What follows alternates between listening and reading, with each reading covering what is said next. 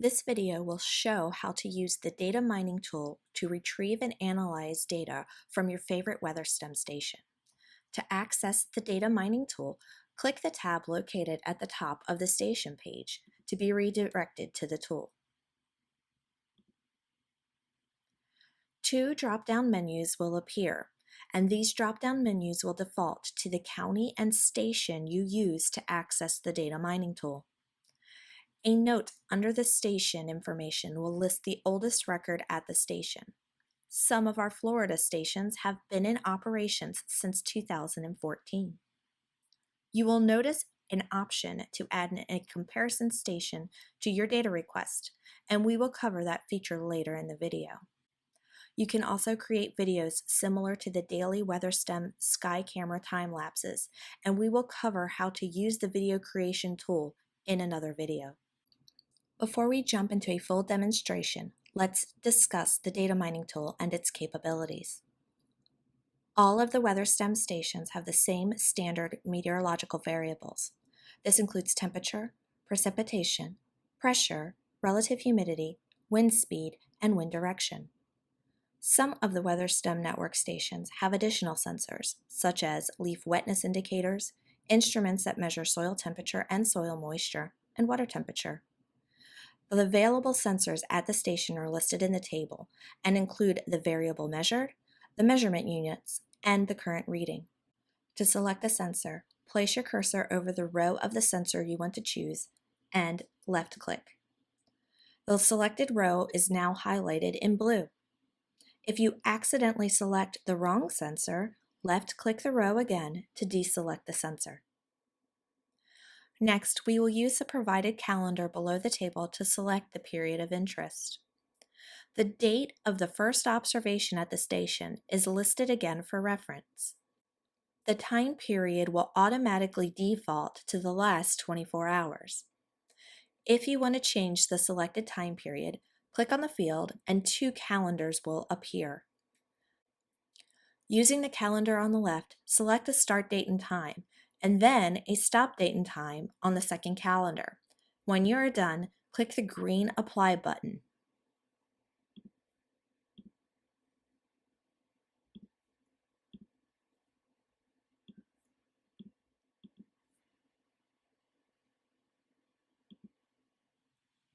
After selecting the period of interest, you will need to pick the timestamp, output format, interval, and the operation for the data tool. The timestamp automatically defaults to a format that displays the year, month, day, hour, and minute. The Unix format is a format commonly used by computer programmers. The data mining tool will default to CSV, which stands for comma separated value. This type of file can easily be imported into spreadsheet software, such as Microsoft Excel or Numbers. JSON and XML file formats retrieve the data and compile them into a text file that computer programmers can use. The table and chart formats do not create files that can be downloaded, but display information directly on the computer screen. Every WeatherSTEM station collects data each minute, and the data mining tool defaults to retrieving these data points. There is also the option to have the data mining tool aggregate the data over an hour, day, or month. When selecting these intervals, you can then only retrieve data as an average of the data over the specified time interval or as a max or minimum.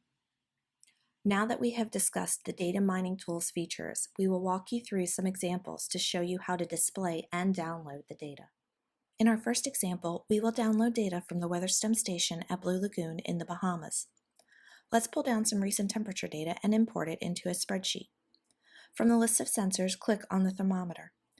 Remember, the row will appear highlighted when selected. For the remainder of our example, we will use the data mining tool's predefined default selections. The tool will automatically default the calendar to the most recent 24-hour period and the output format to the comma-separated value file. We will change the interval from 1 minute to an hour, and the operation will automatically default to average. Once you click the blue Submit button, a download link will appear on the page. Click the download, and you will be prompted to save the particular file.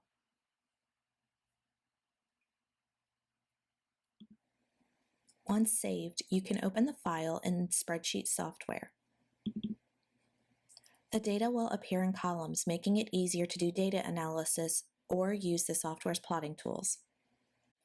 We will use the same station for our next example and retrieve data from September 2019 when Hurricane Dorian passed to the north of the location, causing extensive damage to portions of Great Abaco Island.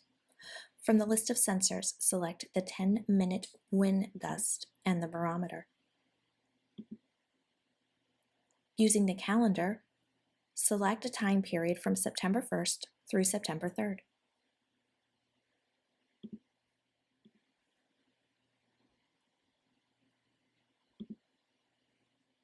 In this example, we will change the output to a chart, but leave the rest of the default settings of the data mining tool. Click Submit, and the data mining tool will begin to build an interactive chart in a web browser window. Once the chart appears, you can scroll your cursor over the data to sample the values.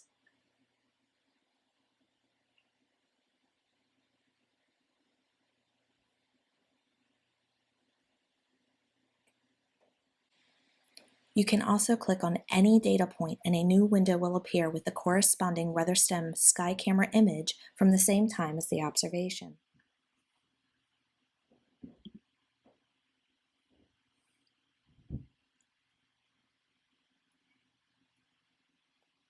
You now have the ability to tag the different type of clouds you see in the images.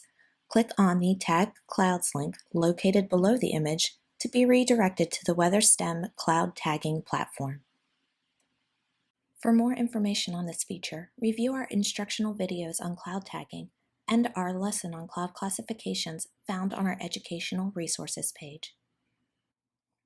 Now let's demonstrate how to compare data from two different stations.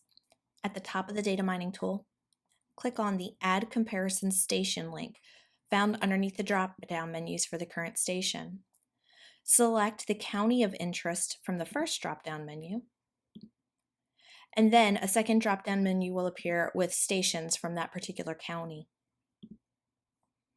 After selecting the second station for analysis, the table will populate with all of the available sensors at both stations. This list can get very long, so another drop-down menu will appear at the top right-hand side of the table. From this particular menu, you can select the same sensor for both stations.